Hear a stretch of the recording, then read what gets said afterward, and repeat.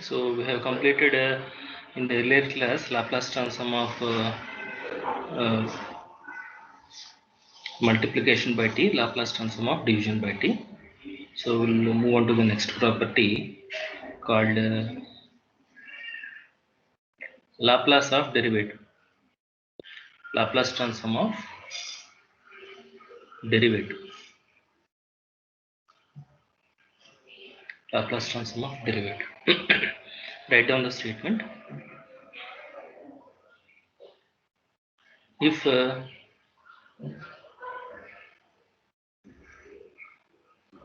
of t and f dash of t are continuous, if f of t and f dash of t are continuous functions, and f of t is of exponential order, f of t is of exponential order, then Laplace transform of f dash of t Laplace transform of f of t is equal to s into Laplace of f of t minus f of s into Laplace of f of t minus f of 0. This is the result. You know what do you mean by continuous functions? Okay. So what is an exponential order? I will tell you. Okay. At the moment, just to look at the proof. Okay. So take LHS. Okay. So assume that Laplace of f of t is equals to f of s. So consider Laplace of f dash of t. What is integral definition of Laplace of a function? 0 to infinity e power minus st. Input function. What is input function? F dash of t. Now apply integration by parts. Consider e power minus st as a first function. Consider f dash of t as a second function. Then this will be e power minus st into what is integral of f dash of t? Integral of derivative of f is nothing but a f of t. Do you agree? 0 to infinity minus integral 0 to infinity. Okay. Derivative of e power minus st with respect to t is minus s into e power minus st, and integral of the previous first function is f of t dt. You know, integral of f dash of t is equal to f of t. Okay. So because we assumed f of t is of exponential order, okay, so this would be 0, upper limit going to be 0 minus, because we assumed f of t is continuous function, okay, because we considered f of t is continuous function, okay, as t tends to 0, this will go to 1. As t tends to 0, this will go to f of 0. I can substitute t with 0 only when the function is continuous function. Okay. So f of 0 minus of minus plus s into integral 0 to infinity. Okay. E power minus st f of t dt. I assumed f dash continuous, f dash also continuous, in order for the existence of this improper integral. Whenever some function is continuous, integration will be existing. Okay, so integral of all continuous functions will exist. Okay, so this is nothing but Laplace kernel into function. So this is finally s into Laplace of f of t minus f of 0, or f of s into f of s, s into f of s minus f of 0. Okay, so Write down the proof.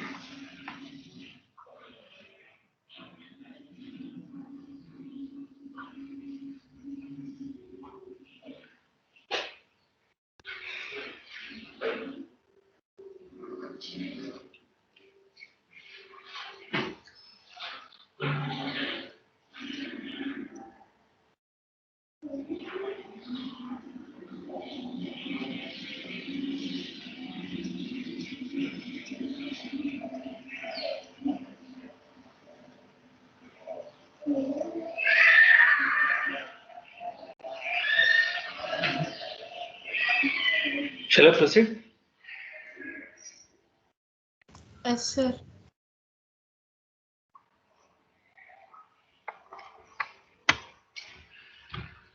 Okay, now we shall write down the generalization. What will be Laplace of f double dash?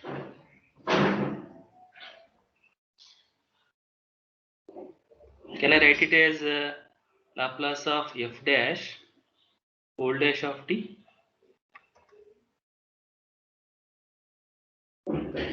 In that case, you can see this as g dash of t.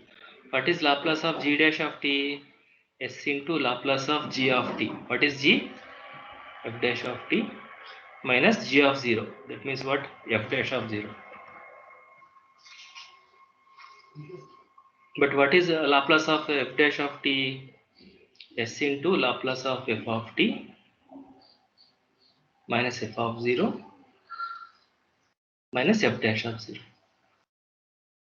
Therefore, what is the simplification? S square into Laplace of f of t minus s into f of 0 minus s into f dash of 0 minus s into minus simply f dash of 0. Okay. So in general, how can you write Laplace of nth derivative?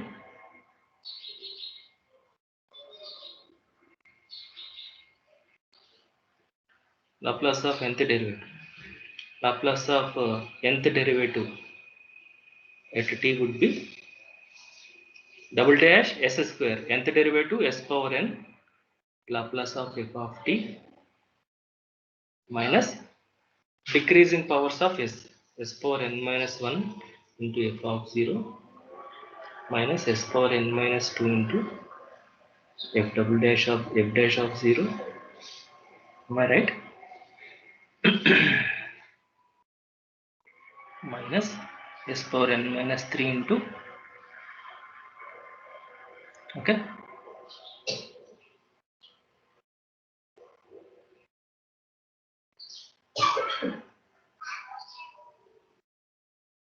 this is correct. N equal to 2, 2 minus 1, correct. So n minus 3 into f double dash of 0 minus and so on minus s into f power n minus 2 at 0 last minus f power n minus 1 at 0. Okay, so that's the generalization.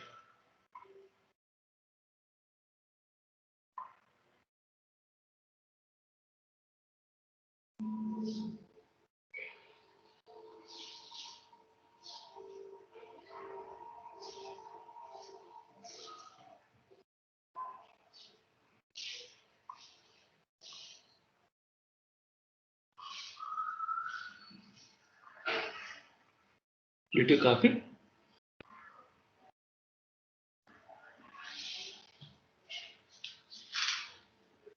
So we will not be using this result on problems on Laplace transform. This result will be more useful on inverse Laplace transforms as well as solving ordinary differential equations. Okay.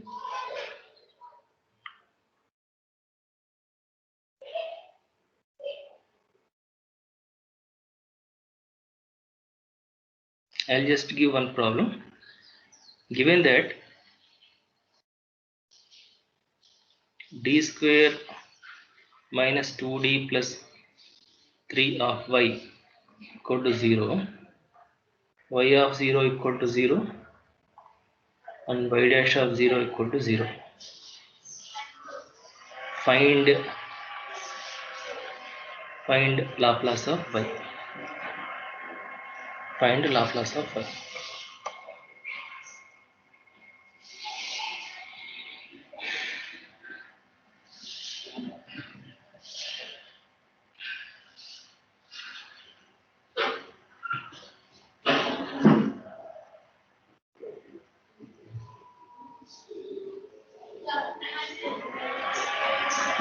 Are you there? Are you following? Okay, so what do you do? What do you mean d square y? D square y double dash, right? 2 times derivative y double dash minus derivative of m is 2y dash plus 3y equal to let us say instead of sign 0, let me write it as e power t. Let me write it as e power t. Correct it? Write it as e power t. Okay. So then what happens? It is nothing but e power t. Then apply Laplace on both sides. When apply Laplace on both sides, Laplace of y double dash minus 2 times Laplace of y dash plus 3 times Laplace of y is equal to Laplace of e power t. What is Laplace of e power t? 1 by s minus 1. Agreed or not? Here the dependent variable is y, independent variable is t. So Laplace of e power t is 1 by s minus 1. But what is Laplace of y double dash? S square into Laplace of y minus s into y of 0 minus y dash of 0 minus 2 times s into Laplace of y minus y of 0 plus 3 times Laplace of y equal to 1 by s minus 1. Now you please observe, look at the screen once. Y of 0 is 0, y dash of 0 is 0, y of 0 0. Take L of y common. If you take L of y common, s square minus 2s plus 3 into L of y equal to 1 by s minus 1. Therefore, what is L of y? Divide with 1 by s square minus 2s plus 3. Okay, so instead of f as a function, you are having y. That's it.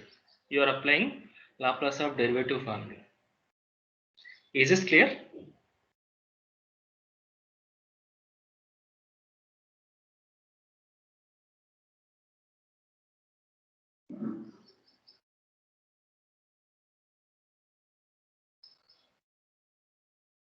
S square minus 2s plus 3 s square minus 2s plus 3.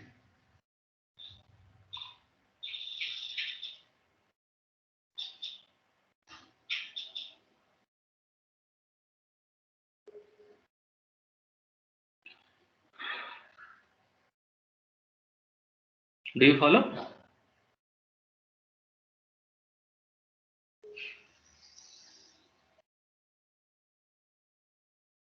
When a differential equation is given, I applied a Laplace on both sides, applied a Laplace of derivative formula, and substituted these conditions and simplified the expression for L of y.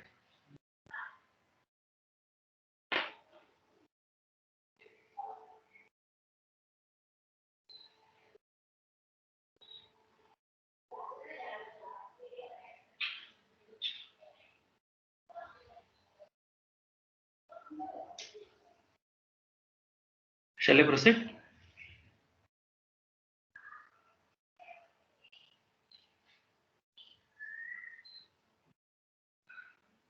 Yes, sir.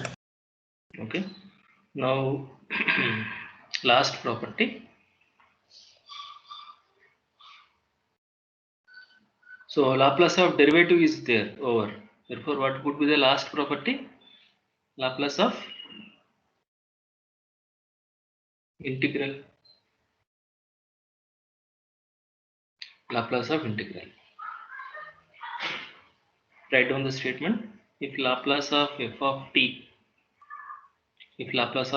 equal to f of s, Laplace of f of t equal f of s. Then Laplace of integral 0 to t.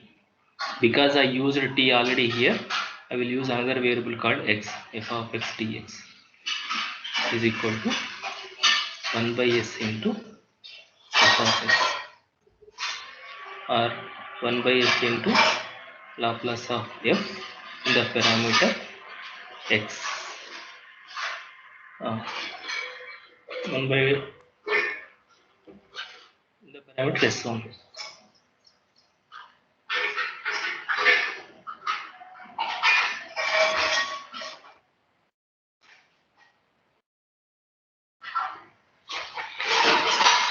Now you see, Laplace of derivative is multiplication by s. Laplace of integral is division by s. We'll see the proof. So what we'll do, we'll consider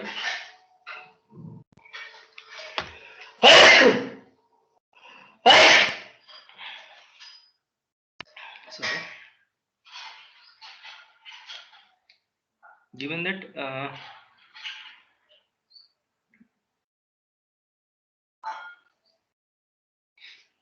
so assume that 0 to t f of x dx is g of t.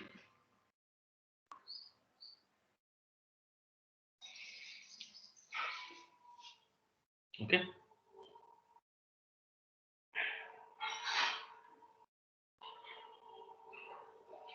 Then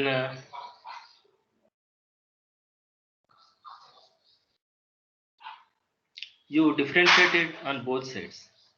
Okay. So then what will be derivative of integral g of t f of x dx will be equal to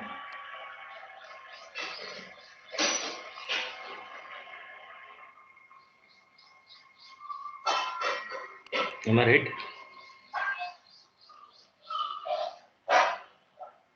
Sorry, I'm applying the derivative, right?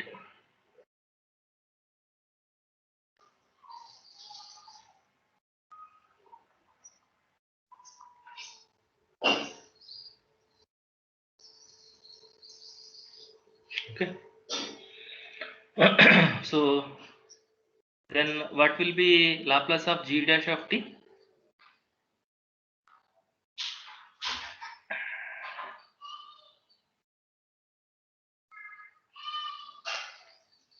What is Laplace of, if you consider Laplace of g dash of t, what according to the Laplace of derivative formula, what is this? S into Laplace of g of t minus g of 0. Okay. So what is g of 0 from this? Can you tell me?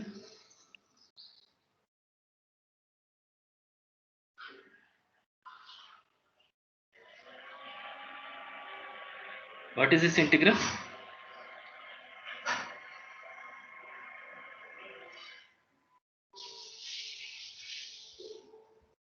Limit integral a to a is integral a to a is 0 only, no? Okay. So this implies that okay. So this implies that s into Laplace of g of t equal to. Tell me what is this? This is nothing but f of t only. Okay. When you have a definite integral from 0 to t f of x dx, that is nothing but f of t. Derivative of this function, derivative of this definite integral becomes f of t, provided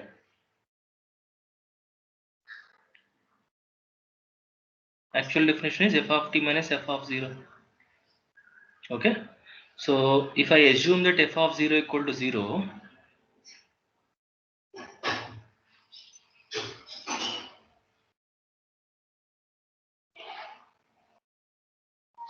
If I assume that f of 0 equal to 0, then what happens? This will become a f of t, since we are assuming that f of 0 equal to 0. If f of 0 is not equal to 0, you cannot apply, you cannot write like this. Okay. So what happens? Okay. Now, is this point understood or not? D by dt of integral f of x dx is something like 0 to t, right? So this is what, upper limit minus lower limit. F of x, derivative of integral is f. F of x from 0 to t means what? F of t minus f of 0 when f is continuous. Okay, f of t minus f of t minus f of 0, because I am assuming f of 0 equal to 0 in the assumption in this theorem statement. Okay, so this is becoming a f of t. Okay, so therefore this is becoming so I shall write like this. So then what happens? Laplace of integral g of t is nothing but g dash of t is nothing but f of t. So Laplace of f of t is equals to Laplace of f of t is equal to s into Laplace of g of t. What is g of t? 0 to t f of x dx minus g of 0 is 0. Okay. Therefore, what is Laplace of integral 0 to t f of x dx? Equal to 1 by s into Laplace of f of t. What is Laplace of f of t? F of s. Laplace of f of t is f of s. Is that okay? So Laplace of integral is equal to division by s property. So the key point here is you have to assume that f of 0 equal to 0.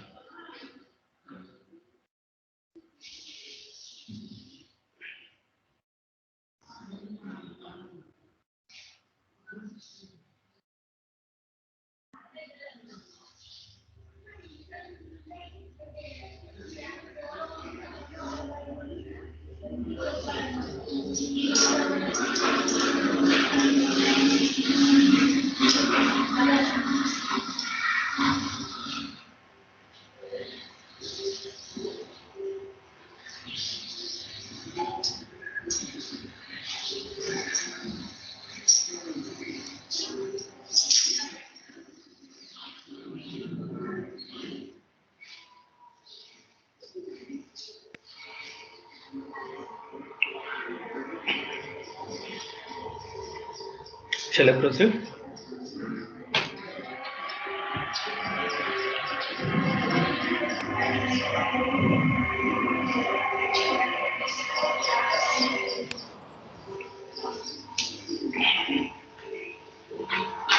Is that fine? Yes, sir. Now just see some problems, and we can create n number of problems. Whatever the problems we did earlier, if I simply put integral, something like integral, find out something like this: Laplace transform of integral 0 to t, okay, x e power x e power 2x, let us say sine 3x. Let us say like this. How do you do this problem? Which property you will use first? When you are entering into Laplace, what you are seeing? Integral, right? So what it says, whenever you see Laplace of integral, find out Laplace of integrand, divide with s. Find out Laplace of integrand and divide with s. So that means I have to apply integral Laplace of integral property. That means 1 by s into Laplace of integrand. What is Laplace of integrand? T e power 2t sine 3t. That's it. Now you know how to find out Laplace of t e power 2t sine 3t. How do you do this? Use parenthesis properly. Which property I am going to use it first? Quickly.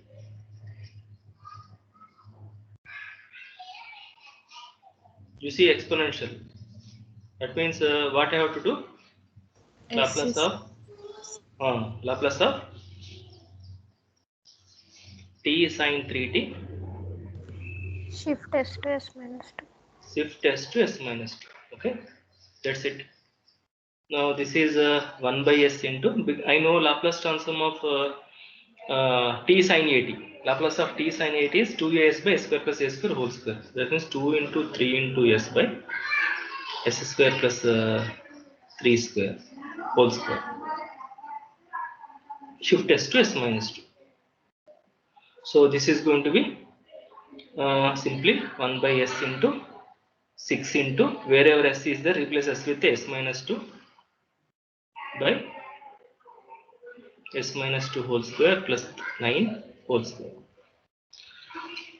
So you can see how many properties we use. Laplace of integral property, first shifting property, multiplication by t property, right? So that is what I was telling. Okay, so we may have to use different properties.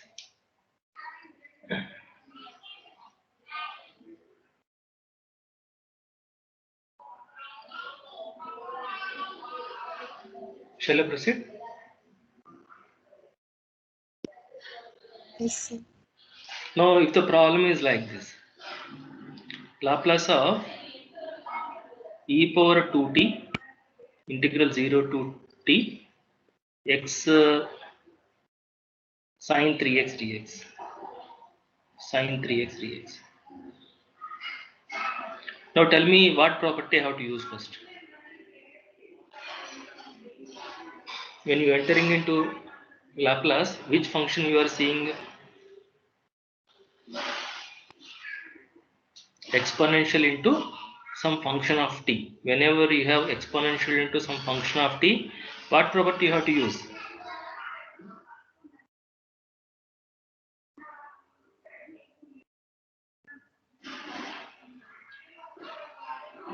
Please respond.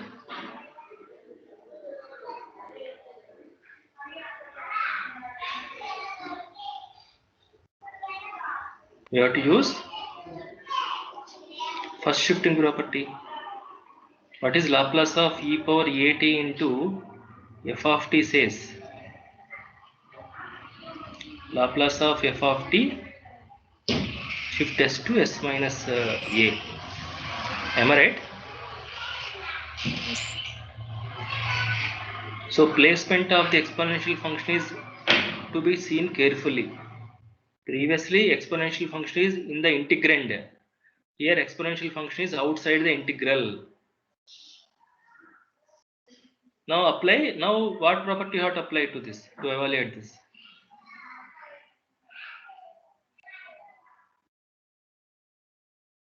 What property will apply? Laplace of integral means what? Division by s into Laplace of sine 3t. Okay, replace s with s minus 2. See the scope of this variable. This is for entire expression in the bracket. And what is Laplace of sine 3t? A by s square plus a square. That means 3 by s square plus 3 square. S shifted to s minus 2. So final answer is 3 by s minus 2 into s minus 2 whole square plus 9. Is this clear? Every variable inside the bracket to be shifted to s minus 2. Do you see the difference between the earlier problem and this problem? Previously we applied division by Laplace of integral property first. Here we applied Laplace of the first shifting theorem first.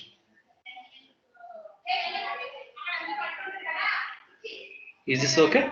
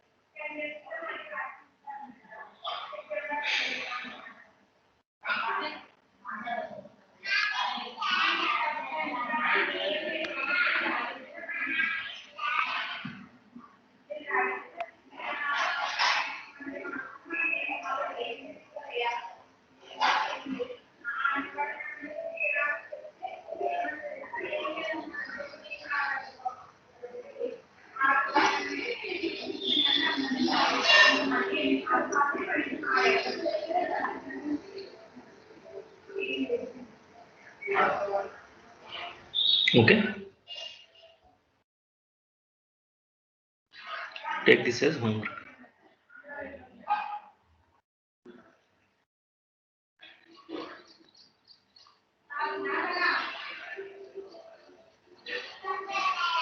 Is this fine?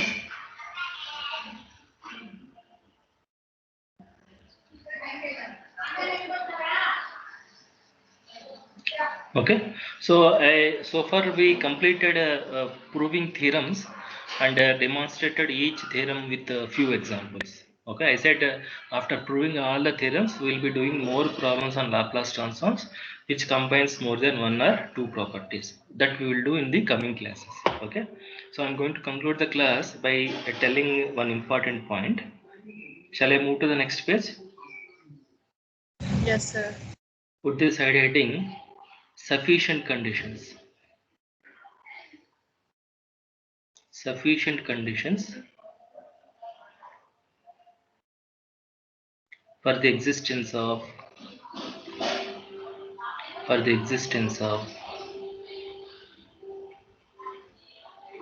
Laplace transform. Sufficient conditions for the existence of Laplace transforms. When Laplace transform of a function exist, what are the sufficient conditions for the existence of Laplace transform? Okay, first one, f of t is piecewise continuous.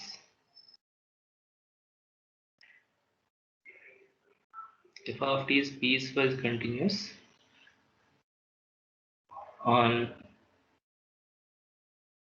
0 to x for every x greater than 0. F of t must be piecewise continuous on 0 to x. What do you mean by piecewise continuous function? Can you tell me? I think we discussed about that earlier. Did I? When do you say a function is piecewise continuous on an interval a to b?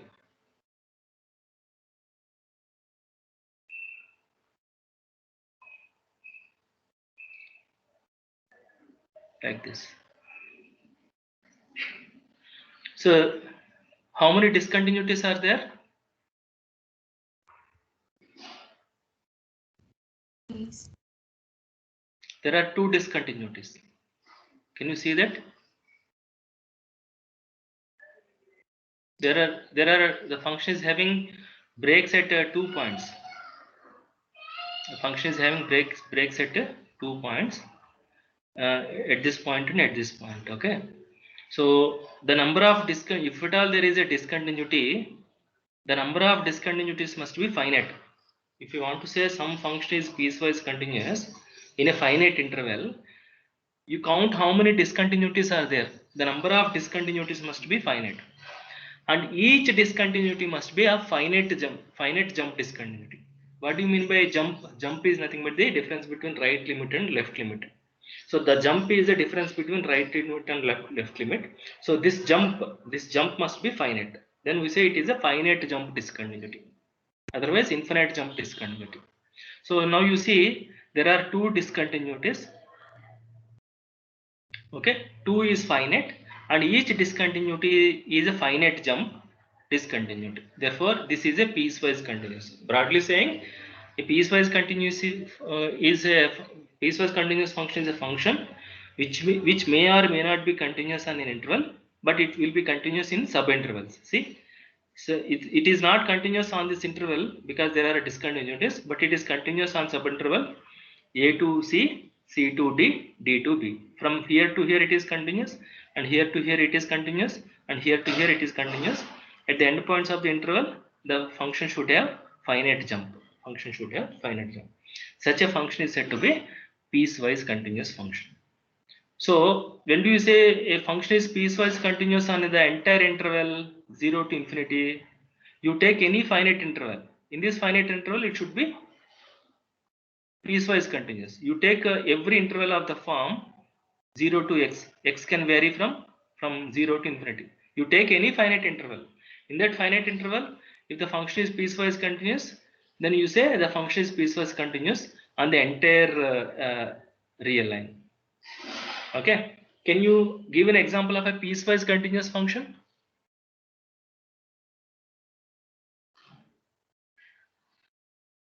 Can you give an example of a piecewise continuous function?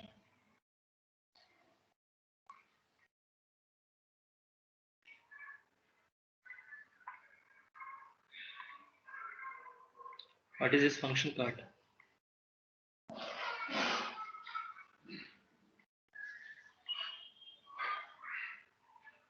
Do you recognize this function? Step function. Is this piecewise continuous or not? Yes, sir. The jump is finite. You take any finite interval. In that finite interval, the number of discontinuities are only finite. The number of discontinuities are finite. Each discontinuity is a finite jump discontinuity. Therefore, step x is a piecewise continuous function. What about this? Can you recognize this graph? What is this called? Is this piecewise continuous or not? Yes, sir. Why? How many discontinuities are there? There is no discontinuity. No discontinuity means how many discontinuities are there? Zero. Zero number of discontinuities. Is zero finite or infinite? Finite. Therefore, it is having zero number of discontinuities. Therefore, it is a piecewise continuous. If there is a discontinuity, you tell me, I will say that it is going to be finite jump discontinuity. Because there is no discontinuity, no need to check the second condition.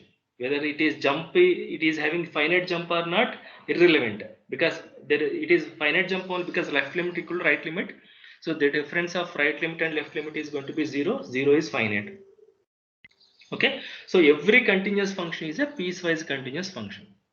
But a piecewise continuous function need not be continuous function. Is this clear?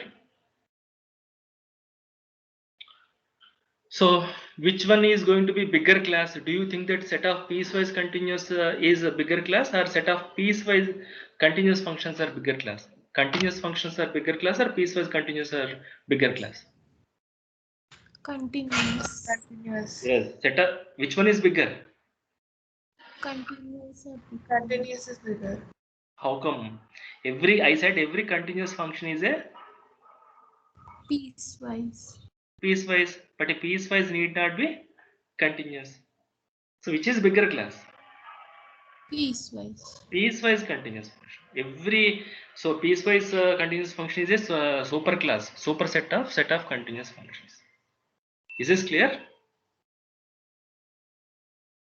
So in order to have the integration, it is not necessary that the function to be continuous. It is sufficient that it is to be piecewise continuous. You integrated 4 to 6.7 also, right?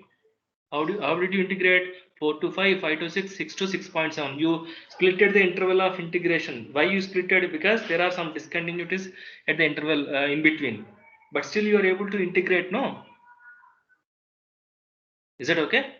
So we don't even want continuity also. It is just sufficient that f to be continuous in order to have the integration. Is this clear? Yes, sir. Right. So that is about piecewise continuity. And remember, this piecewise continuity exists in condition will be there in so many concepts in calculus. Okay, wherever something is defined in terms of integration, that integration only requires piecewise continuity. So you will be seeing so many places where this assumption of piecewise continuity is done. Okay.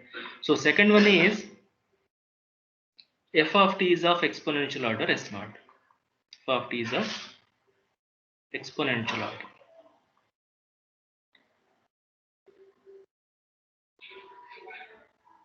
So what do you mean by f of t exponential order?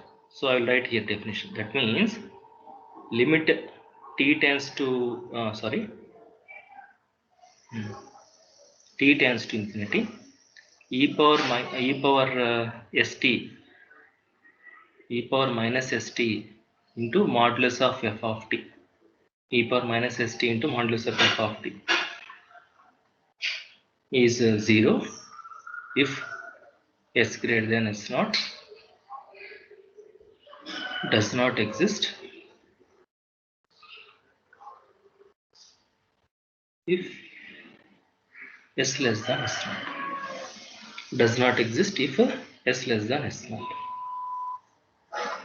If that is the case, we say that the function is of exponential order. Okay, we say that the function is of exponential order s naught. Okay, so whenever s greater than s naught, if this limit is existing, which is 0, we say it is exponential order s naught. Okay, so that is the reason why here the derivative, you see here, as t tends to infinity, what is upper limit? As t tends to infinity, e power minus st into f of t. Because I assumed it as exponential order, this is going to be 0. Can you see that?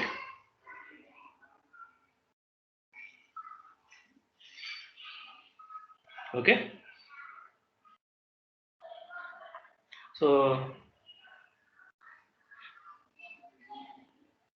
So whenever these two conditions, whenever f is satisfying these two conditions, we say that definitely Laplace transform exists. Okay, whenever these two conditions are satisfied by f of t, then Laplace transform of f of t definitely exists. Now the question is, are they necessary? Are these two conditions are necessary for the existence of Laplace transform? That means if a function is fail to satisfy any one of these condition, do you mean to say that Laplace transform does not exist?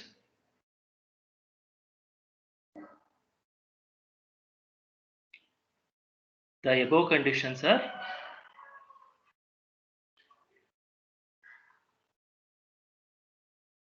not necessary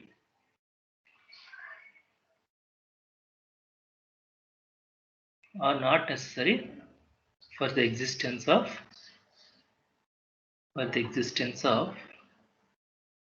Laplace transform. Getting 40 out of 100 is necessary. Getting 80 out of 100 is sufficient in order to pass the exam. Do you agree?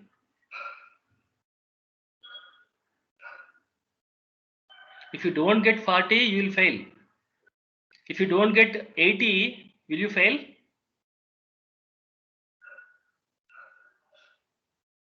Don't get 80 means you might have got 39 or you might have got 79. If you get 39, you failed. If you got 79, you passed. So you didn't get 80 doesn't mean that you are failed. You may or may not be failed. Is that clear?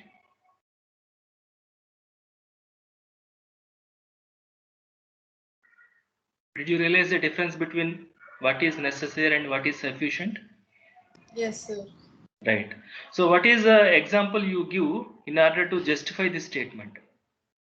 What function is satisfying, not satisfying this condition, still having Laplace transform? Example, f of t equal to 1 by root t. Is this piecewise continuous on 0 to infinity?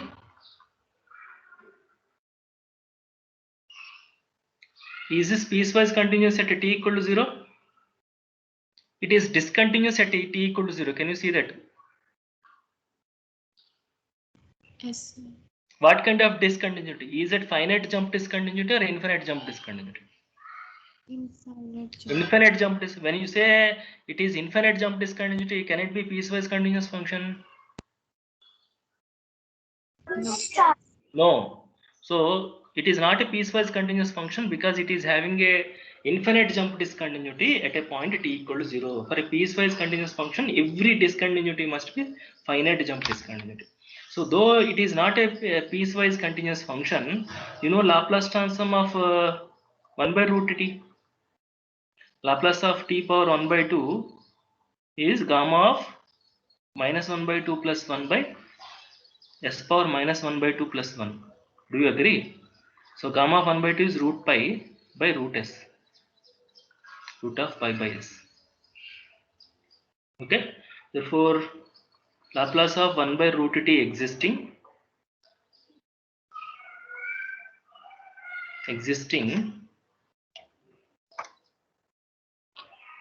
though f of t equal to 1 by root t is not piecewise continuous.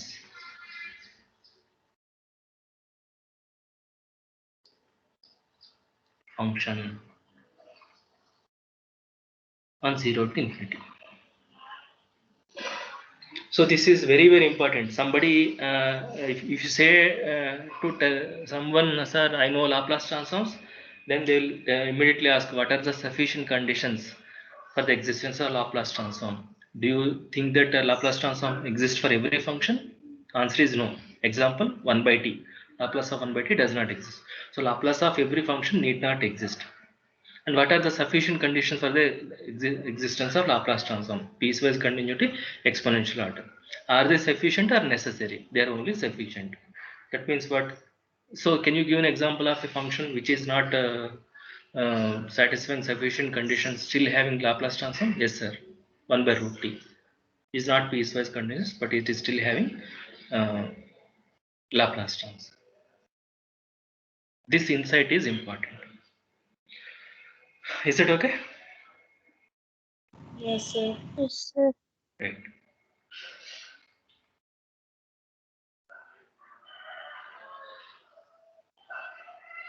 Now